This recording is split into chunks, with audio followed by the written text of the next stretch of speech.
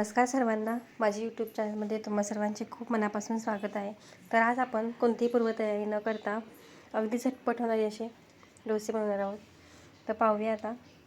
मी या ठिकाणी 1 ग्लास भरून असे तांदूळ घेतलेले आहेत. पहा, जास्त वेळ आपण भिजवणार नाही किंवा पीठ आंबवून देखील करणार नाही आहोत. तर पहा, तुम्ही शेवटपर्यंत व्हिडिओ नक्की पहा. 1 ग्लास तांदूळ स्वच्छ धुवून घेते मी आणि त्यामध्ये पाणी घालते. पहा, पाणी घालून फक्त 15 मिनटं आपण झाकून ठेवणार आहोत याला आणि लगेच वाटणार आहोत. पहा, त्याला झाकून ठेवते आता. हे पहा, आता एक वाटी घेतली आहे छोटी आणि त्यामध्ये मोठभरच असे पोहे घेणार आहे मी. पहा, अगदी मोठभर पोहे घेतलेले आहेत.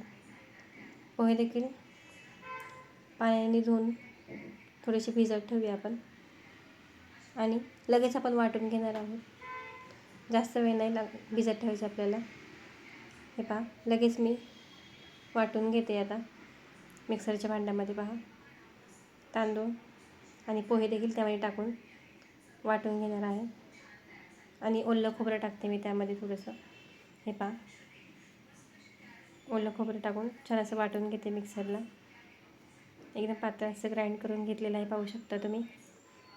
आता हे थोडंसं घट्ट आहे, त्यामध्ये अजून पाणी ॲड करते मी थोडं. पहा, थोडंसं पाणी टाकून घेते यामध्ये. पातळ करणार आहे थोडीशी. जशी डोस्याला कन्सिस्टन्सी लागते त्या पद्धतीने आपण पातळ करून घेऊया. मीठ घातलं आहे चवीप्रमाणे आणि 1 पॅकेट इनो घालते. पहा, इनोने छान असं मस्त पीठ फुलतं. आता याला मिक्स करून घेऊ आणि तवा तापायला ठेवला होता मी डोश्याचा.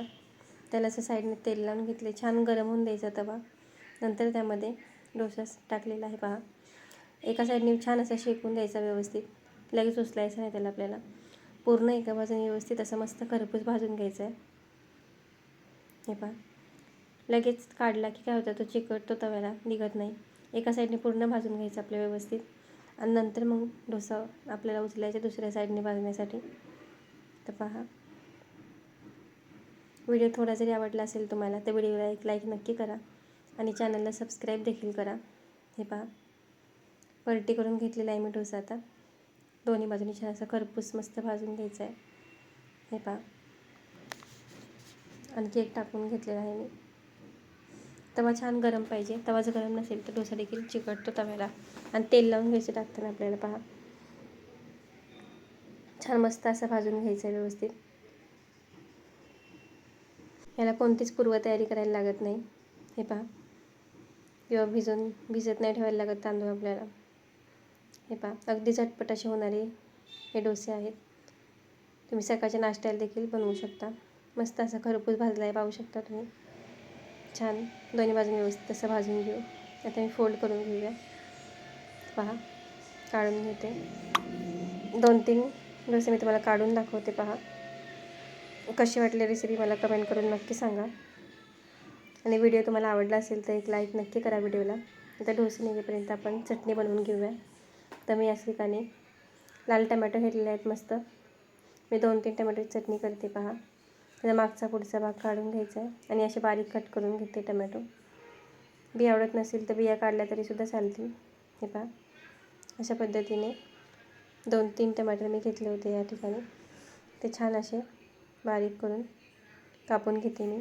त्यानंतर दुसरा एक डोसा टाकून घेऊ आपण. पहा, आणखी एक यामध्ये पॅनमध्ये टाकून घेऊया. तो देखील छान असा मस्त. तवा देखील छान गरम झालेला आहे. पहा, आता दुसऱ्या साईडने आपण शेकून घेऊया त्याला. पहा, छान व्यवस्थित असं मस्त भाजून घ्यायचं आहे खरपूस. तेवढा आपण खरपूस भाजून तेवढा चवीला छान लागतो. पहा, होल मारून घेते. हे पहा, मस्त असे 1 वाटीच तांदूळ होता, त्यामध्ये भरपूर असा पोटभरीचा नाश्ता होतो. 8-9 डोसे झालेले आहेत. पहा, या ठिकाणी मी 2-3च काढून दाखवते तुम्हाला. तर आता चटणी आपली मिक्सरच्या भांड्यात टाकून घेते मी. टमॅटो पहा, आता यामध्ये लाल मिरच्या घालते थोड्या. 2-3 लाल मिरच्या घातलेल्या आहेत पहा. लसूण घालते आणि मिक्सरला बारीक असं वाटून घ्यायचे. तर पहा आपला नाश्ता तयार झालेला आहे, पाहू शकता. टमॅटोची चटणी, तुम्हाला त्यावर फोडणी द्यायची असेल चटणीला तरी देऊ शकता, आणखी छान लागते चवीला. आमची मुलं तशी खात नाही माझी, त्यामुळे मी नुसती सिंपल टमॅटोची चटणी वाटलेली आहे. पहा कसा वाटला व्हिडिओ कमेंट करून नक्की सांगा. थँक्यू. भेटू पुढच्या रेसिपीसोबत.